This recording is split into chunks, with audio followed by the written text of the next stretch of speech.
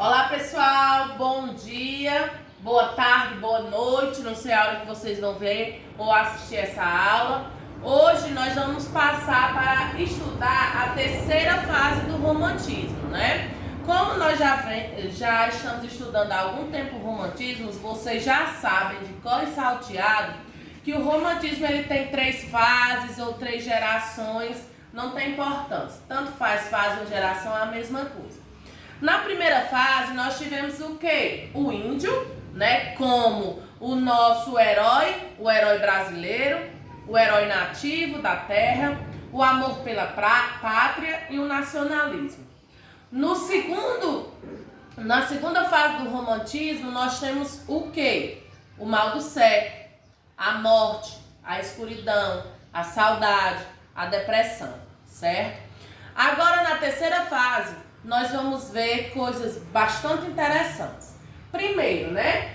A terceira fase do romantismo, ela já deixa um pouco esse ufanismo, certo? E já dá uma luz para a próxima escola literária que se chama realismo, certo? Ela é um pouco mais social e liberal, tá? Independente das outras fases, ela vai se preocupar mais com a questão social. Ela vai denunciar mais os problemas do Brasil, vai mostrar que no Brasil não é tudo o céu mais bonito, as praias mais bonitas, o homem mais bonito, as moças mais perfeitas. Não. No Brasil tem muito problema e eles vão denunciar, tá? Essa fase, a terceira fase do romantismo, ela é chamada de condoreira. Condoreira por quê? Porque vem do pássaro condor, um dos pássaros que voam mais alto, né? O pássaro da liberdade, né? Que voa com liberdade, que vive com liberdade, certo? Por isso condoreira, tá? Ou ugoana. Ugoana por quê? Porque vem de Victor Hugo, que escreveu Os Miseráveis, que conta muito a história da França, né, da questão dos problemas sociais na França e a luta para se libertar, um contexto novamente social, certo?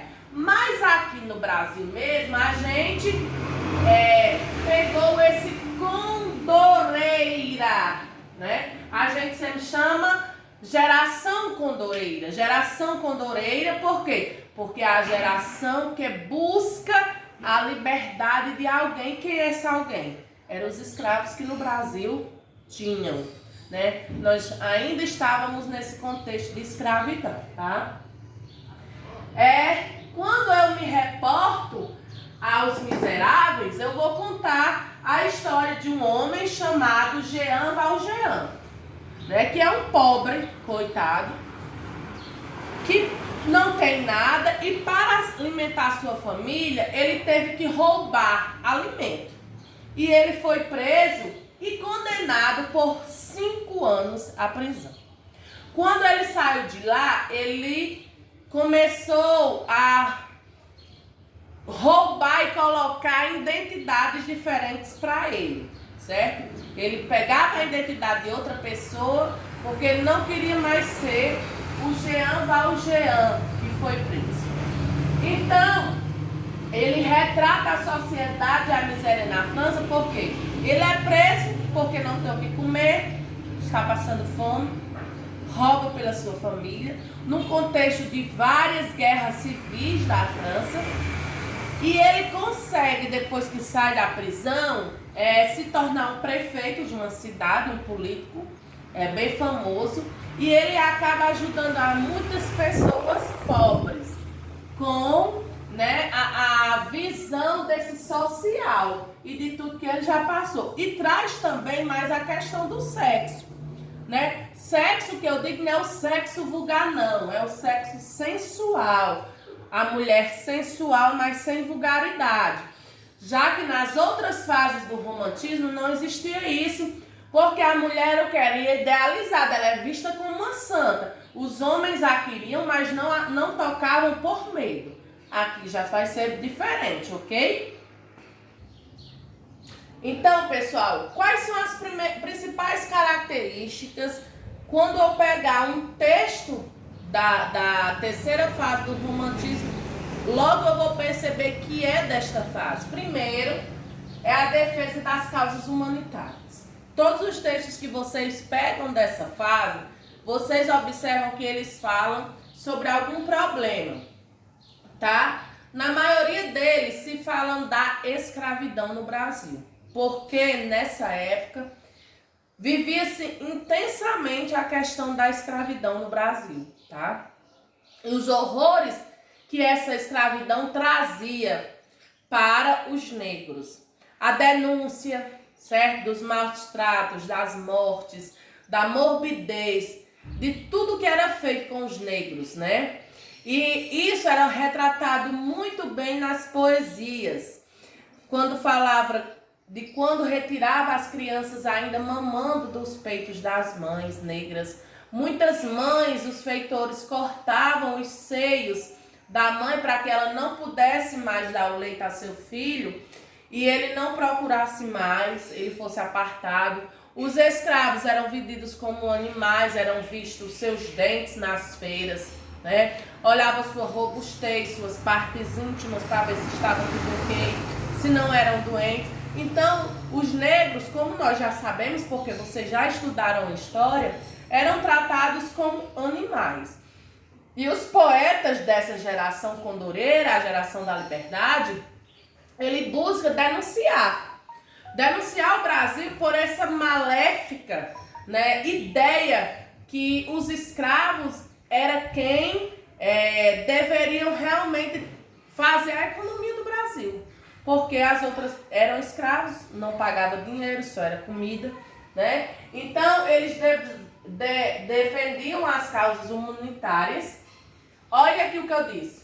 A denúncia da escravidão. A maioria das poesias que nós vamos encontrar é denunciando realmente a escravidão. E olha o que eu falei na estante. O amor erótico. Né? Você encontra já poesias falando sobre os seios das mulheres, falando sobre o prazer sensual, não com vulgaridade, mas com sensualidade, principalmente na obra Espumas Flutuantes, de Castro Alves, que nós vamos ver daqui a pouco. E novamente nós nos voltamos à preocupação social, as poesias que traziam o cunho social. Então essas são as principais características da terceira fase do romantismo. Pronto, pessoal. Então agora aqui no Brasil nós vamos conversar um pouco sobre o grande nome dessa terceira fase, que é Castro Alves. Vocês já devem ter ouvido essa palavra, esse nome desse homem Castro Alves, porque ela é uma palavra histórica. Esse homem é histórico e tem várias ruas, várias praças, certo? Com o nome dele, certo? Castro Alves, ele é conhecido como poeta dos escravos. Por quê? Porque ele defendeu ferreamente os escravos, né? Ele brigava, ele discursava, ele escrevia sempre denunciando as mazelas do escravo, né? As mazelas que o escravo sofria, né? Castro Alves, ele não foi diferente dos outros escritores que nós já estudamos. Ele também morre aos 24 anos, muito novo, muito cedo, e também de tuberculose, né? Ele é uma mente brilhante, altamente revolucionário. Machado de Assis, o grande Machadão, ele dizia que se Castro Alves não tivesse morrido aos 24 anos, ele seria um dos escritores canônicos do Brasil, certo? Ele também é ligado às farras, às bebedeiras, né? E traz um pouco para si a questão do mal do século. Não só por ter tuberculose, mas também por conta da vida desregrada que tinha. Olha, amigo de Álvares de Azevedo, lá da segunda fase. Então ele também ia para o cemitério beber, então ele também tinha algumas perspectivas dos outros escritores lá da segunda fase do romantismo, certo? Castro Alves, ele é um amante das mulheres. Ele amou as mulheres que quis e as que teve vontade. E ele amava esse ser mulher, tá? Ele se apaixonou por uma mulher, uma atriz. Ele é de Salvador. E ele vai embora. Ele abandona tudo e vai para São Paulo com essa atriz. Só que quando chega lá, ele descobre que essa atriz não é amante só dele. Ela tem vários amantes. E ele acaba caindo numa depressão enorme. E em uma dessas bebedeiras, ele acaba sofrendo um acidente e machuca muito o pé, aonde esse pé ele é granguenado, né? Ele volta para Salvador para tentar curar esse pé, mas não consegue, e seria cortado até o joelho, né? Mas aí ele não consegue fazer tratamento e acaba morrendo aos 24 anos por tuberculose, que foi agravada pela essa questão da depressão e da queda, tá? Então ele amou desesperadamente as mulheres, tanto é que diz que ele amou a vida, a liberdade e a morte, 3 mulheres, ok? E agora eu vou recitar um pedacinho da obra, né? Ele teve 2 grandes obras, certo? Primeiro, Navio Negreiros, que tem o cunho social, onde denuncia tudo que os escravos sofriam quando vinham no navio negreiro da África para cá. E o outro é Espumas Flutuantes, em que traz poesias sensuais, tá? Então vamos lá. Navio Negreiro. Estamos em pleno mar. Era um sonho dantesco, um tombadilho, que das luzes a vermelho brilho, em sangue a se banhar, tine de ferros, estalar de açoite, legião de homens negros como a noite, horrendos a dançar. Negras mulheres suspendendo as tetas, magras crianças cujas bocas pretas rega o sangue das mães. Outras moças mais nuas, espantadas no turbilhão de aspectos arrastadas, em ânsia e mágoas vãs. E ri-se a orquestra irônica, estridente, e da ronda fantástica a serpente faz doidas espirais. Se o velho arqueja, se no chão resvala, ouvem-se gritos, o chicote estala, e voam mais e mais, presa dos elos de uma só cadeia. A multidão faminta cambaleia, e chora e dança ali. Um de raiva delira, outro enlouquece, outro que de martírio embrutece, cantando geme e ri. Observem como é forte essas estrofes.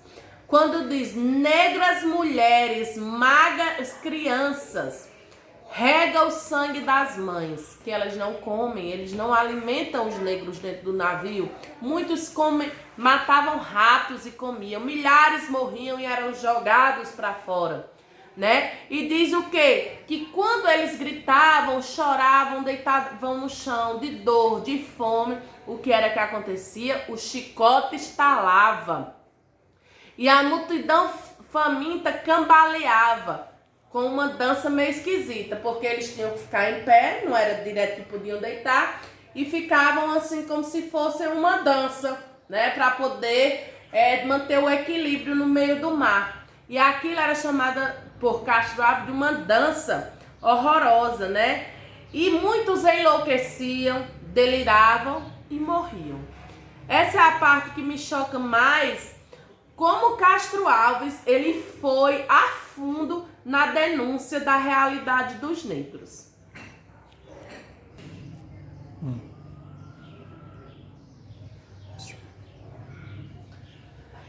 Então, eu vou falar agora também sobre as poesias sensuais, né, da obra Espumas Flutuantes de Castro Alves. Olhe essa poesia, tá? Uma noite eu me lembro, ela dormia numa rede encostada molemente, quase aberto o roupão, solto o cabelo e o pé descalço do tapete rente, adormecida. Quando voltei, era o palácio em festa e a voz dela, a de um homem lá na orquestra, preencheu de amor o azul dos céus. Entrei. Ela me olhou branca, surpresa, e ela, arquejando, murmurou-me adeus. O adeus de Teresa. Caminham juntas a mulher anjo, a amante e a prostituta, imagem assumida pela amada que lhe causa decepções. Eras a estrela transformada em virgem. Era um anjo que se fez menina. Era a estrela transformada em virgem. Mulheres que eu amei. Anjos louros do céu, virgens serenas, madonas, querubins ou madalenas. Surgi, apareci. Então vocês observam que ele já trata um pouco de sensualidade quando ele diz que o roupão está meio aberto, que ela está molemente, como se estivesse esperando a chegada dele para fazerem um ato de amor. Já fala em seios, já fala sobre o ato sexual. Realmente as mulheres, elas já são tocadas, elas já têm o prazer sensual e sexual também, mas nada na vulgaridade. Então eu apresentei para vocês agora, né, a terceira fase do romantismo. Conversamos sobre o grande poeta Castro Alves. Vão lá no meu canal, por favor, façam inscrição para mim observar as visualizações. Toquem no sininho e até a próxima.